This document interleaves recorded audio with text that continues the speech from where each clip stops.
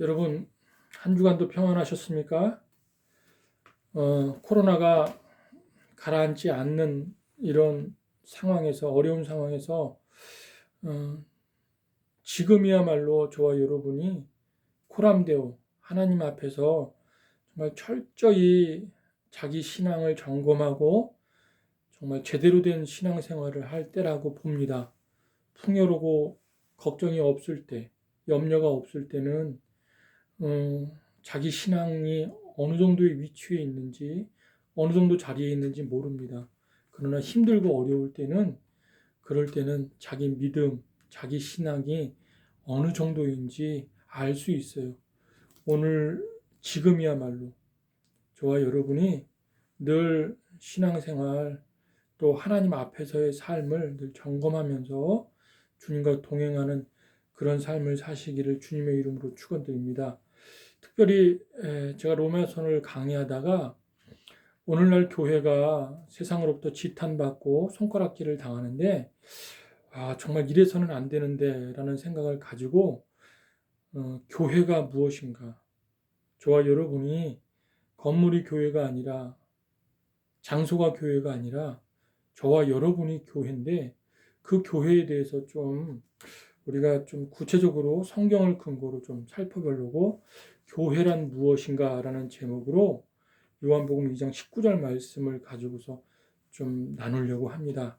한 요 몇 주간은 교회에 대해서 좀 나눴으면 좋겠습니다. 그래서 잠시 요한복음 강해는 잠시 멈추고 교회에 대해서 이번 주, 다음 주 몇 주간인지 모르겠지만 교회에 대해서 말씀을 근거로 좀 살펴보도록 하겠습니다. 제가 그럼 사도신경하고 그리고 성경 봉독하고 기도하고 시작하도록 하겠습니다. 나는 전능하신 아버지 하나님 천지 창조주를 믿습니다.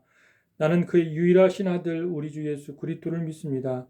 그는 성령으로 잉태되어 동정녀 마리아에게서 나시고 본디오 빌라도에게 고난을 받아 십자가에 못 박혀 죽으시고 장사된 지 사흘 만에 죽은 자 가운데서 다시 살아나셨으며 하늘에 오르시어 전능하신 아버지 하나님 우편에 앉아 계시다가 거기부터 살아있는 자와 죽은 자를 심판하러 오십니다. 나는 성령을 믿으며 거룩한 공교회와 성도의 교제와 죄를 용서받는 것과 몸과 부활과 영생을 믿습니다. 아멘, 아멘. 자, 오늘 말씀은 요한복음 2장 19절 말씀입니다. 제가 봉독해 드리겠습니다. 예수께서 대답하여 이르시되 너희가 이 성전을 헐라 내가 사흘 동안에 일으키리라. 한 번 더 봉독해 드립니다. 예수께서 대답하여 이르시되 너희가 이 성전을 헐라 내가 사흘 동안에 일으키리라. 아멘. 이 말씀 가지고서 교회란 무엇인가 라는 제목으로 함께 은혜를 나누도록 하겠습니다. 잠시 기도합니다. 하나님, 참으로 어려운 때를 우리가 지내고 있습니다. 군인들을 비롯해 모든 백성들이 주님 앞에 나오길 원하고 주님이 이 세상을 지키시고 보호하시고 섭리하시고 운행하심에도 불구하고 인간의 완악함 때문에 각종 질병과 각종 사건 사고들이 여기저기서 터지고 있습니다. 하나님, 우리의 이 완악함을 용서하여 주시옵소서. 마귀의 아비요 죄의 종노릇하는 저희들 다시 한번 주님 앞에 무릎 꿇고 회개하며 기도하며 주님의 자리로 나옵니다. 하나님 함께하여 주셔서 진정으로 이 어려운 때에, 풍요로운 때나 어려운 때나 변함없이 주님을 주인으로 왕으로 모시며 사는 저희들 되게 저희들의 마음과 생각을 붙들어 주시옵소서. 하나님, 육사단 이하 모든 이하 부대, 특별히 수색대들을 붙들어 주셔서 모든 장병들이 주님 앞에 나오기를 원합니다. 복음이 세상 끝, 땅 끝까지 울려 퍼지고 있는데 그 복음을 외면하는 사람들이 너무 많습니다. 하나님, 자기 힘으로 살아가려고 하는 사람들이 너무 많습니다. 하나님, 그들에게 하나님 천지개벽을 치시면서까지 깨우치는 역사가 일어나게 하여 주시옵소서. 우리를 불쌍히 여겨주셔서 죽어서도 천국과 지옥이 있음을 알게 하시고, 우리가 우리의 힘으로, 우리의 머리로, 우리의 계획으로 살아가는 것은 주님 앞에 죄라는 것을 깨닫게 하여 주셔서 두렵고 떨림으로 주님을 영접할 수 있게, 주님을 주인으로 왕으로 맞이할 수 있는 그런 기회를 허락하여 주시옵소서. 한평생 인생 정말 찰나와 같이 지나갑니다. 순식간에 지나가는 이 인생을 아버지 영원한 영혼의 고향처럼 살지 않게 하시고, 한날 한날 지금 여기 오늘을 최선을 다해서 살게 하는 우리 용사들, 간부들 다 되게 하여 주시고, 훈련할 때, 작전할 때 어디에 있든지 간에 주님을 모시고 살아가게 하여 주셔서 우리의 생각과 마음까지도 주님이 주장하여 주셔서 우리의 삶이 주님의 사람으로, 하나님의 사람으로 그렇게 살아갈 수 있도록 은혜를 베풀어 주시옵소서. 말씀 앞에 섰습니다. 두렵고 떨림으로 각자의 처소에서 말씀 앞에 선 우리 용사들과 간부들 동일한 은혜로 함께하여 주시고, 하나님 코끝에 숨이 멎는 그날까지 주님과 함께하는, 함께 살아가는 그런 모든 우리 주의 백성들, 주의 자녀들 다 되게 하여 주시옵소서. 사랑이 많으신 예수님의 이름으로 기도드렸습니다. 아멘. 아멘. 여러분, 필립 얀시가 쓴 책이 좀 오래된 책입니다. 그 책 제목이 뭐냐면 교회, 나의 고민, 나의 사랑이라는 제목으로 된 책인데요. 제목만 봐도 이렇게 교회에 대한 애증을 담아놓은 책이라고 그렇게 생각이 듭니다. 그만큼 교회는 신앙인의 삶과 뗄래야 뗄 수 없는 그런 생명의 공동체고요. 그리고 또 어떻게 하면 건강하고 그리고 행복한 교회 공동체를 세울 수 있을까 고민할 수밖에 없는 것이 바로 교회입니다. 우선 교회라는 용어를 살펴보면 한문으로 가르칠 교자와 모일회, 가르치는 모임이라고 그렇게 설명을 하는데, 그것은 좀 설명이 많이 부족한 것 같습니다. 교회는 가르치는 모임이 아닙니다. 그럼 영어로는 교회를 처치라고 하는데, 그 처치라는 뜻은 하나님께 속한 것이라는 의미입니다. 오히려 이 영어 해석이 좀 더 신학적으로 그리고 교회적으로 좀 더 가깝다라고 볼 수 있습니다. 자, 그러면은 교회의 원문인 헬라어로 교회를 무엇이라고 하는가 살펴보면요. 교회를 헬라어로 에클레시아라고 하는데, 이 에클레시아는 에크와 클레시아의 합성어입니다. 에크는 어떤 의미가 있냐면 무엇으로부터라는 뜻이 있고, 클레시아는 어떤 의미냐면 콜링인데 불러냄을 입은 자들의 모임이라는 의미가 있습니다. 즉 에클레시아를 합해보면 무엇으로부터 불러냄을 입은 자들의 모임이 교회라는 거예요. 그러니까 무엇으로부터 불러냈느냐라고 질문을 한다면요, 바로 죄악과 사망과 음부의 권세로부터 불러냄을 입은 모임이 바로 교회라는 뜻입니다. 죄악과 사망과 음부의 권세로부터 불러냄을 입은 자들의 모임이 바로 교회라는 뜻입니다. 그래서 교회는요, 아주 철저하게 분리를 의미해요. 컷 오브, 철저하게 끊어짐을 의미해요. 무엇으로부터? 사망으로부터 분리, 죄악으로부터 분리, 그리고 또 음부의 권세로부터 분리. 거기서 불러냄을 입은 자들이니까 사망으로부터 불러내고 죄악으로부터 불러내고 음부의 권세로부터 불러냈다는 거예요. 그게 바로 교회입니다. 여러분, 교회를 요즘 들어 어느 순간인지는 모르겠어요. 교회를 어떤 제도나 조직이라고 잘못 알고 있는 사람들이 있습니다.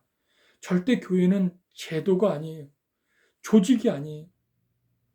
조직이 깨어져도, 제도가 깨어져도 교회는 사망으로부터, 음부로부터 불러냄을 입은 자들이 예수 그리스도라는 그 생명을 나누는 자들이 모인 공동체가 바로 교회입니다.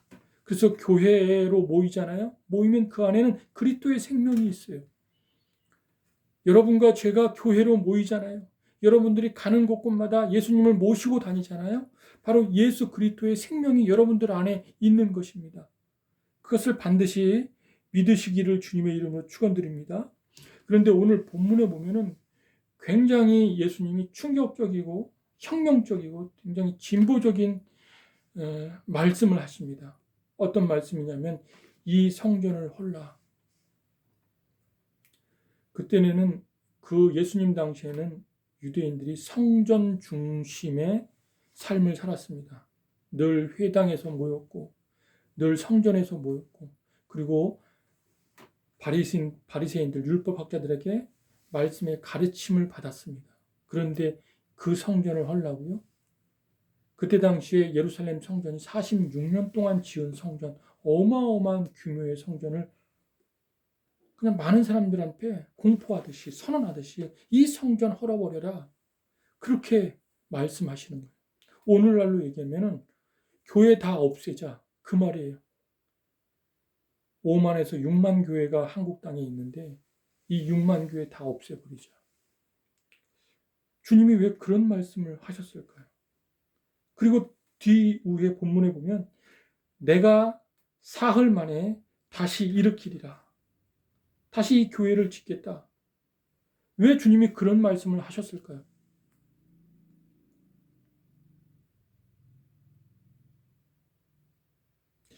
주님이 이제 곧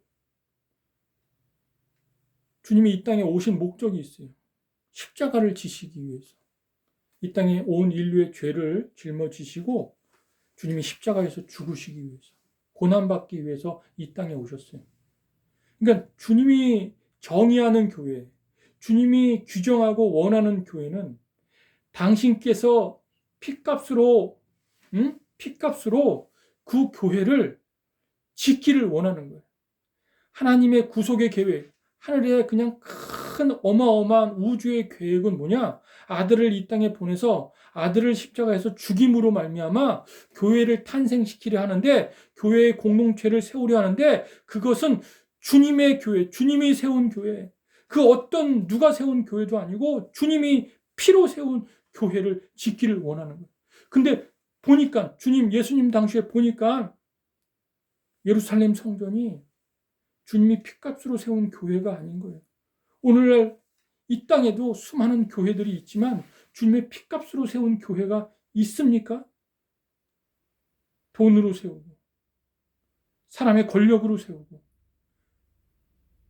사람의 야망과 욕심과 기득권으로 세우고 그런 교회들로 있으니까 그냥 이 성전 헐자. 그런 성전은 헐어져야 되는 것입니다. 이 말씀을 왜 하셨을까요? 19절 말씀 위에 주님께서 2장 13절부터 이런 말씀을 하십니다. 유대인의 유월절이 가까운지라 예수께서 예루살렘으로 올라가셨더니 성전 안에서 소와 양과 비둘기 파는 사람들과 돈 바꾸는 사람들이 앉아 있는 것을 보시고 노끈으로 책징을 만드사 양이나 소를 다 성전에서 내쫓으시고 돈 바꾸는 사람들의 돈을 쏟으시며 상을 엎으시고 비둘기 파는 사람들에게 이르시되 이것을 여기서 가져가라. 내 아버지 집으로 장사하는 집을 만들지 말라 하시니라. 자, 이 말씀 보면 예수님이 굉장히 분노하십니다. 그래서 성전을 다 헐어버리십니다. 이것은 예수님이 그냥 즉흥적이고 또는 갑자기 느닷없이 하는 분노가 아닙니다.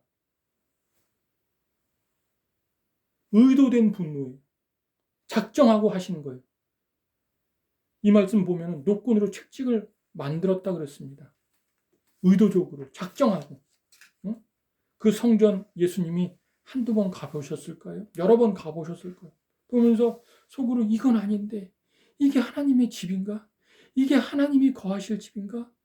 이건 나의 아버지 집인데 하면서 어느 날 작정하시고 아주 화가 분노가 가득하셔서 노끈으로 책찍을 만들어서 그 분노를 성전에서 발산하는 거예요. 성전을 다 뒤집어 엎어버립니다. 여러분, 그 당시에 성전 상황이 어땠는 줄 아십니까? 재물을 집에서 가져와야 되는데 그 성전 안에서 소와 양과 재물을 파는 사람들이 있었습니다. 아무리 성전에서 멀리 살아도요, 집에서 재물을 잘 준비해가지고 가져와야지요. 근데 바쁘다는 핑계로, 그리고 할 일이 많다는 핑계로 허겁지겁 그렇게 성전에 들어오는 사람들이 많았습니다. 곧 그것은 예배가 무너졌다. 예배가 그저 종교성인 형태를 지녔다. 예배가 형식적이었다라는 것을 말해주고 있습니다. 그리고 그 안에 장사하는 사람들, 돈 바꾸는 사람들, 매매하는 사람들이 있었습니다. 그 사람들이 다 누구와 결탁되어 있냐? 종교 기득권자들. 다 그 피부치들이었습니다. 그들이 성전에 그냥 돈 바꾸는 환전소 하나 만들어 놓고 평생 거기서 울고 먹으면서 대대자손 잘 먹고 잘 살았던 거예요. 매점 하나 만들어 놓고 거기서 사고 팔고 하면서 그들이 잘 먹고 잘 살았던 거예요. 그 기득권자들은 거기에 성전의 둥지를 틀고서 대제사장들, 장로들, 그리고 바리새인들, 율법학자들 거기에 둥지를 틀고서 성전이 하나님이 모시는 성전이 아니라 예수님의 핏값으로 산 성전이 아니라 말씀이 주된 성전이 아니라 그 성전이 그저 사람이 거하는 집, 타락하고 부패한 썩은 냄새가 풀풀 나는 그런 집이 되어버리고 말았던 것입니다. 그런 성전은 헐어버려야지. 그게 무슨 성전입니까? 그저 인간들이 사는 건물이죠. 시장 바닥이죠. 그래서 예수님이 화가 나셨던 거예요. 이 성전을 헐라. 이 성전은 무너져야 된다. 여러분, 주님이 교회를 세우시기도 하고 무너뜨리시기도 하십니다. 왜? 주님의 교회이기 때문에. 그래서 주님은 무너져야 할 성전, 무너져야 할 교회를 아세요. 어떤 게 무너져야 할지. 그리고 주님이 다시 내 성전을, 새로운 공동체, 내 핏값으로 내가 고난당하고 내가 십자가에서 죽음으로 다시 진정한 교회, 생명이, 그리스도의 생명이 그 안에 역동적으로 움직이는 교회를 세워야 한다. 그렇게 선언하고 계시는 것입니다. 인간의 힘으로 세워진 성전, 인간의 야망과 탐욕으로, 그리고 인간의 그 권세와 기득권으로 세워진 성전은 철저하게 무너져야 합니다. 무너지는 것을 두려워하지 마세요. 무서워하지 마세요. 무너지는 건 무너져야 하는 것입니다. 여러분, 오늘날에도 사람의 기득권으로 탐욕과 야망과 또 사람의 힘으로 세워진 성전들이 얼마나 많은지 모릅니다. 그런 교회들이 정말 너무너무 많이 있습니다. 자, 그러면 예수님이 왜 이 성전을 헐고 그리고 교회를 세워야 하는가? 그때의 그 종교적 상황을 좀 몇 가지 나눠 보면요. 마가복음에 동일하게 그것도 성전 입구에서 일어난 그 과부의 두 렙톤 헌금 사건에 대한 이야기가 나옵니다. 굉장히 중요한 사건인데 그때 현장도, 그 사건 현장도 똑같이 성전 입구에서 일어났습니다. 예수님이 어느 하루는 그 성전 앞에 딱 앉아서 사람들이 예배 드리러 오는 모습을 쫙 보면서 그 예배 드리러 들어오면서 그 앞에, 성전 앞에 헌금을 내는 걸 자세히 관찰합니다. 근데 그 행렬 가운데 누구나 다 볼 수 있도록 어느 남루하고 허름한 남루한 옷차림에 가난한 과부가 두 렙톤을 성전에 딱 들고서 헌금을 하는 거예요. 여러분, 2렙톤이면요, 그저 하루에 한 끼 먹고 그 다음은 굶어야 될 돈이 전부예요. 과부에게 가지고 있는 전부. 2렙톤. 근데 성경은 계속 2렙톤 앞에 뭐라고 계속 반복적으로 단어를 쓰냐면 가난한 과부, 가난한 과부, 가난한 과부라는 단어를 씁니다. 여러분, 헬라어로 가난하다라는 말은 여러 가지 의미가 내포가 있는데 여러 가지 가난함이 여러 가지 종류예요. 생활비가 없는 가난함, 경제적으로 궁핍한 가난함. 근데 과부가 든 2렙톤은요, 어떤 가난하냐면 그저 목숨을 부지하는 생존과 연결된 절대 결핍을 의미해요. 이걸 헌금하면요, 오늘 저녁부터 굶어야 되고 내일도 굶어야 되고 내일 모레도 굶어야 되고 계속 굶어야 되는 거예요. 그러니까 피 같은 돈인데 그것을 헌금하는 거예요. 여러분, 한국교회는 이 말씀, 요 본문 말씀을 악용하고 오용해가지고 성전 건축할 때, 야, 가난한 과부도 이렇게 전부를 헌금했는데 부자들은 더 내야지. 예? 안 그렇습니까? 더 내야지요. 하나님 성전을 건축하는데 하면서 많이들 이것을 악용하고 오용했습니다. 근데 이것은 그런 의미가 아니에요. 그렇게 쓰라고 한 의미가 아닙니다. 절대적으로. 이 본문은 동일하게 성전 입구에서 일어난 사건인데 그 당시 그 성전, 예루살렘 성전은 어떤 성전이었냐면 헤롯이 지은 성전이에요. 헤롯은 하나님을 믿지 않았습니다. 그런데 어느 날 성전을 짓겠다고 그렇게 선포를 합니다. 어떤 목적으로? 정치적인 목적으로. 그 당시에 유대인들이요, 굉장히 골치를 많이 썩였어요.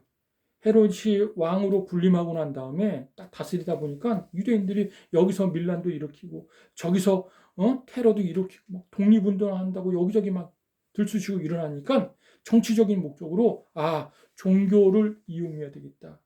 성전을 져야겠다. 어마어마하게.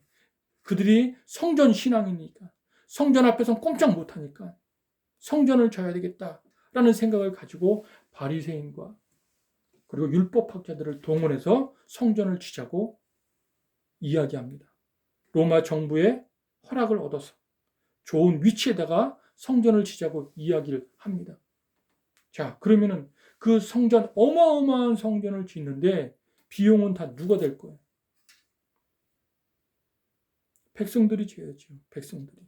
그러니까는 그때부터 바리새인과 율법학자들이 백성들에게 고륙을 짜내듯이 세금을 걷기 시작하고 성전 헌금을 걷기 시작하는 거예요. 그러니까 시대적인 분위기가, 구조적인 분위기가 헌금을 하지 않으면은 마치 하나님 앞에 벌을 받는 것처럼. 그러면서 어떻게 고륙을 짜냐면 이렇게 요구를 합니다. 그것밖에 헌금하지 않으니까 자식이 안 되는 거야.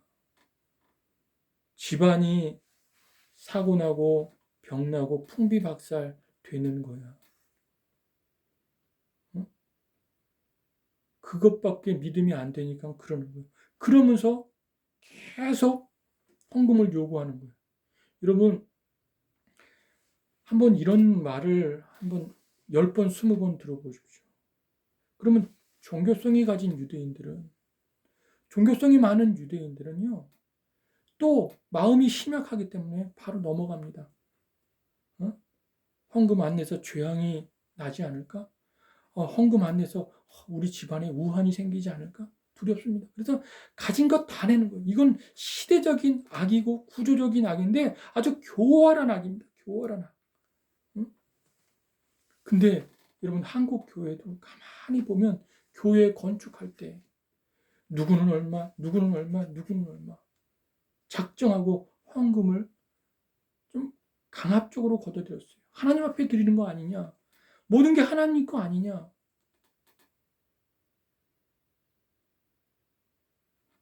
이런 짓을 무지몽매한 성도들에게 얼마나 많이 자행했는지 모릅니다. 그래서 우리 예수님께서는 이런 성전이라면 무너져야 된다. 이렇게 지어진 성전이라면 무너져야 된다. 그런데 그 상황에 이렇게 시대적으로 이렇게 몰아가는 분위기를 몰아가는 그런 상황이 어떻게 조성되었냐? 마가복음 그 윗절 12절, 33절 이하에 이렇게 나와 있습니다. 예수께서 가르치실 때에 이르시되 긴 옷을 입고 다니는 것과 시장에서 문안받는 것과 회당의 높은 자리와 잔치 윗자리를 원하는 서기관들을 삼가라. 그들은 과부의 가산을 삼키며 외식으로 길게 기도하는 자니 그 받는 판결이 더욱 중하리라 하시니라. 예수께서 헌금함을 대하여 앉으사 무리가 어떻게 헌금함에 돈 넣는가를 보실세. 여러 부자는 많이 넣는데. 자, 여러분 이 말을 들어보면 그 당시에 종교 지도자들, 즉 바리새인들이나 서기관들, 율법학자들이나 대제사장들이나 장로들이 너무나 기가 막힐 정도로 타락을 했다는 거예요. 종교인으로서 정말 하나님 앞에 상직자로서 신앙인으로서 바로 선 사람이 한 명도 없고 다 윗자리에 앉길 원하고 그리고 다 돈을 좋아하고 그리고 다 인기와 유명세를 타길 좋아하고 다 그랬다는 거예요. 그래서 그들이 어떤 분위기를 몰아가냐면 과부의 두 렙톤까지 헌금하지 않으면 안 될 정도의 비용이 너무너무 그 어마어마한 성전을 짓는데 비용이 너무너무 부족할 그럴 정도로 어떤 시대적인 그리고 구조적인 악으로 그렇게 몰아갔던 거예요. 여러분 오늘날 교회가 세상에 손가락질 당하는 것 사실 솔직히 말해서 저도 목사라는 신분이 부끄럽지만 목사의 잘못, 장로 그리고 남성교회, 여성교회라든 교회의 지도자의 위치에 있는 사람들이 잘못이 가장 큽니다. 할 말이 없어요. 너무 부끄러워요. 제가 이렇게 어디 가서 저 목사입니다 라고 대놓고 얘기할 수 없을 정도로 부끄러워요. 너무나 교회가 잘못한 게 많으니까. 그러니 세상 사람들도 관찰하잖아요. 보면서 손가락질 하는 거예요. 저와 여러분이 다시 한번 우리의 신앙을 점검하면서 하나님 앞에 온전하게 신앙생활하는 것, 제대로 신앙생활하는 것이 무엇인지를 오늘 교회라는 이런 제목을 가지고서 함께 다시 우리 자신을 돌아보기를 주님의 이름으로 축원드립니다. 그러니 과부의 두 렙톤 예배는 드려야 되겠지. 그래서 줄은 서는데 다 헌금을 하는데 이 피 같은 돈 두 렙톤을 안 낼 수가 없는 거예요. 다 사람들이 눈을 아주 그냥 도사리고 보고 있는 거예요. 바리새인들 장로들이 눈을 부사리고 보고 있는 거예요. 그러니 부자들은 돈이 있으니까는 일부 내도 많이 낸 것처럼 보이지만 과부는 없는데 고개를 막 숙이고서 그 돈을 내고 있는 것입니다. 이젠 내일 언제 계속 언제 밥을 먹을지 몰라요. 계속 굶는 거예요. 그런 어떤 시대적인 악이 다 있기 때문에 예수님께서 분노해서 화가 나서 이 성전 헐자. 내가 사흘 만에 다시 짓겠다. 나의 고난과 나의 십자가에 뚝뚝 떨어지는 그 선열의 그 피값을 주고 내가 제대로 된 교회, 정말 영원한 교회, 하나님 나라가 그 안에 충만한 교회, 내 생명이 그 안에 역동적으로 움직이는 교회, 그 교회를 내가 한번 져보겠다 라고 주님이 사흘 만에 교회를 일으키리라, 다시 지리라 그렇게 말씀하신 것입니다. 자, 그러면은 주님이 그렇게 끔찍이도 원하는 교회, 그렇게 정말 바라고 원하는 성전, 작정하고 원하는 그 성전은 그럼 어떤 성전일까요? 오늘 그 교회에 대해서 여러분과 제가 조금 더 구체적으로 나누겠습니다. 마태복음 16장 17절 말씀에 이렇게 말씀합니다. 예수께서 대답하여 이르시되 바요나 시몬아 내가 복이 있도다. 이를 내게 알게 한 이는 혈육이 아니요 하늘에 계신 내 아버지시니라. 자, 예수님이 말씀하십니다. 베드로에게 이 말씀을 해요. 바요나 시몬아 네가 복이 있도다. 무슨 복이 있는가? 그 전에 베드로가 유명한 고백을 하나 합니다. 주는 그리스도시요 살아계신 하나님의 아들이니이다. 베드로의 신앙 고백인데 이 신앙 고백에 예수님이 대단히 칭찬을 하십니다. 왜 칭찬을 하시냐? 첫 번째, 되게 중요한 건데 교회는요. 교회와 그 교회를 다니는 성도들, 그 성도들 한 사람 한 사람이 교회인데 그 교회 성도들의 신앙 고백 위에 교회가 세워져야 한다는 거예요. 제대로 된 신앙 고백 위에, 바른 신앙 고백 위에 교회가 세워져야 한다는 거예요. 그래서 바요나 시몬아 내가 복이 있다. 이것을 알게 한 이는 세상의 혈육이 아니에요. 이 혈육이란 말은 세상의 지식, 너의 똑똑함, 네가 무슨 잘나서 이것을 알게 한 게 아니라 하늘에 계신 하나님의 아버지께서 알게 하셨기 때문에 네가 복이 있다. 그렇게 말씀하시는 것입니다. 여러분, 교회는요. 예수님의 핏값으로 사신 이 교회는 신앙 고백 위에 세워져야 하는 거예요. 저와 여러분은 어떤 신앙 고백을 가지고 있습니까? 왜냐하면 사람들의 신앙 고백, 같은 신앙 고백, 그리고 제대로 바른 신앙 고백 위에 교회는 그 신앙 고백에 따라서 신앙 고백대로 방향을 설정해 가고 목표를 향해 나가고 그리고 그 신앙 고백 위에 교회의 그림, 아름다운 그림이 지어져 가기 때문이에요. 자, 그러면은 베드로가 고백한 주는 그리스도시요 살아계신 하나님의 아들입니다. 이 주는 그리스도시요. 그리스도란 말은요. 헬라어예요. 기름 부음을 자, 히브리어로는 메시아. 이 메시아 위에 이 신앙 고백. 주님은 메시아입니다. 주님은 그리스도입니다. 그리고 당신은 하나님의 아들입니다. 하나님이란 뜻이에요. 예수님은 하나님이십니다. 이 신앙 고백. 이 신앙 고백 위에 교회가 세워져야 하는 것입니다. 너무너무 중요한 거예요. 여러분, 성도들의 신앙 고백이 다 각각 다른데 딱 보면은 신앙이 잘못된 걸 보면은요.